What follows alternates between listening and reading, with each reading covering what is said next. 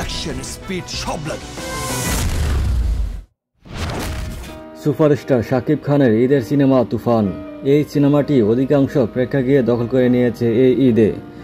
ঈদ উপলক্ষে মোট 5টি সিনেমা মুক্তি পেয়েছে আজ।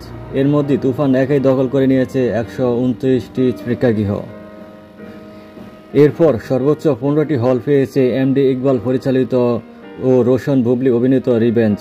রায়হান রাফি পরিচালিত তুফান এ শাকিব খান ছাড়াও অভিনয় করেছেন চঞ্চল চৌধুরী, ওপার বাংলার মিমি চক্রবর্তী, মাসুমা রহমান নাবিলা, মিশা সওদাগর, ফজলুর রহমান বাবু, শহীদুজ্জামান সেলিম, সালাউদ্দিন লাবলু, গাজী রাকায়েত প্রমুখ।